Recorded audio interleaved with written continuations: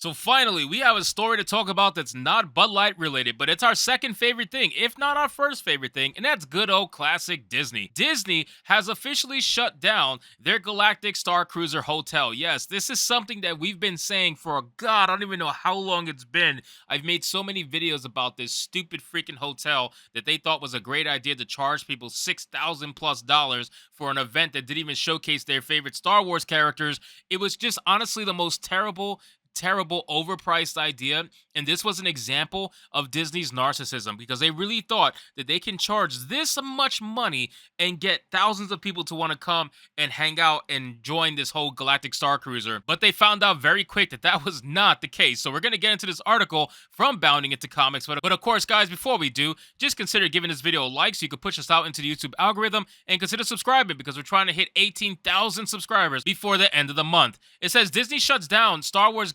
Galactic Star Cruiser Hotel in another piece of mounting evidence that Disney has destroyed the Star Wars brand. Yes, Star Wars is nothing of what it used to be, and I talk about it all the time on live streams. I talk about it on other people's live streams.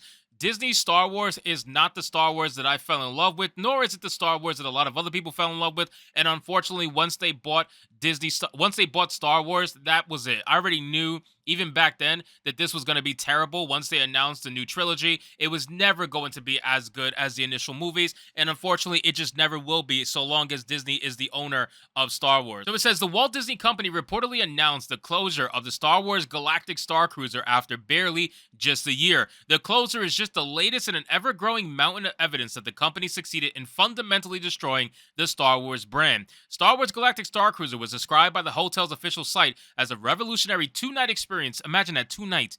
2 nights for $6,000+, 2 nights, where you are the hero. You and your group will embark on a first of its kind Star Wars adventure that's your own. It's the most immersive Star Wars story ever created, one where you live a bespoke experience and journey further into a Star Wars adventure than you ever dreamed possible. When the hotel was initially announced, Disney was charging $1,209 per guest per night, or $4,809 voyage total for standard cabin rooms for 2 guests. For families of 3, the price increased to $889 per guest per night, or $5,299 voyage total. Families of 4 cost $749 per guest, or $6,000 for the voyage total.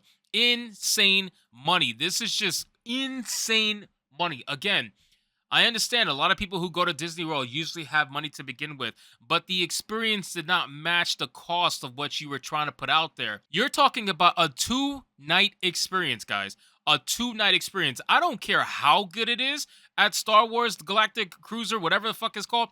It is not going to be worth $6,000 for a family of 4. I'm sorry, it's just not. Had you maybe extended it to a week, perhaps $6,000 for a week of activities, maybe it might have been worth it. But even then, that's still pushing it to a point where most people can't afford it or won't even try to. But again, this is what they wanted, right? They thought that they could do this. They had the gall to think that they really were going to get away with this. And unfortunately for them, they found out otherwise. It says, as reported by Disney-owned ABC News, the hotel's last 2-night stay will be between September 28th and the 30th. A Disney spokesman attempted to spin that the hotel's shuttering after just a little over a year, saying Star Wars Galactic Star Cruiser is one of our most creative projects ever and has been praised by our guests and recognized for setting a new bar for innovation and immersive entertainment. What kind of bullshit? You are lying, man. You didn't have guests. That's the problem. If you had guests, you would not be closing in less than a year. You're the equivalent of a woke TV show coming out and getting canceled in the first month. This is the same exact thing. This is just Disney's version of it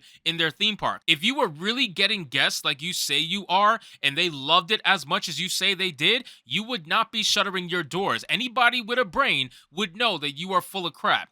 So it says the spokesman added, this premium boutique experience gave us the opportunity to try new things on a smaller scale of 100 rooms, and as we prepare for its final voyage, we will take what we've learned to create future experiences that can reach out to more guests and fans. Scott Gusson also relayed that in a statement Disney wrote, we are so proud of all the cast members and Imagineers who brought Star Wars Galactic Star Cruiser to life and look forward to delivering an excellent experience for guests during the remaining voyages over the coming months. Why didn't you do that from the start? Why didn't you lower the price by about half and focus on trying to up the value for what you were offering? But instead, you stuck at that $6,000 number for a family of 4, and you really thought that you were going to get a mass amount of people to do that, which is just stupid to me. Like, people don't have that kind of money anymore, and even if they did, people are being much more selective with their money. There is too much competition out there for people to be spending $6,000 for a 2-night stay at Disney World in one of the worst experiences ever. Like, you would go to this hotel and you would see every character you hated in Star Wars. You're not going to see no Darth Vader.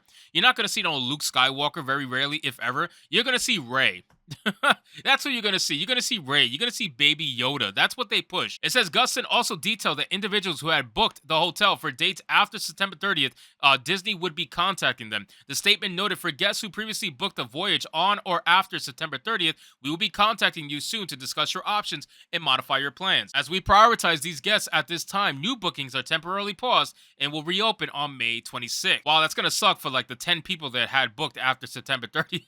Like, clearly it's going to suck for those people. Gustin also detailed that Disney is making it clear that this was strictly a business decision, citing the fact that it received the highest guest satisfaction ratings in the history of Walt Disney World. Again, guys, if this was anything but a business decision, it would not make sense. So we all know this was a business decision. So trying to pass it off as anything else would never make sense. I'm happy they at least came out and admitted, hey, this was a business decision. But again, you're trying to downplay, you're trying to make it seem like it was more successful than it actually was. There's no way this was successful at all. There's no way you were making money on it. I guarantee you were losing money left and right on payroll alone, having to pay these people to perform or having to pay these people and give them jobs even when they weren't probably acting in the first place because there was no bookings or barely any bookings. So you were losing money left and right. There was no way you were making money from this. And even for Disney, all the money in the world that they have piled up just to burn, they decided it wasn't worth it. That's how much money they must have been losing. It says, he added, going forward, Disney says it will focus resources on opportunities that will be more accessible to a larger group of its fans. That's what you should have did. Despite Disney's attempt to spin the hotel shuttering, they still shut down and, according to Gustin, admitted it was a business decision, which leads one to believe it was losing the company money. It's exactly what I said, 100%.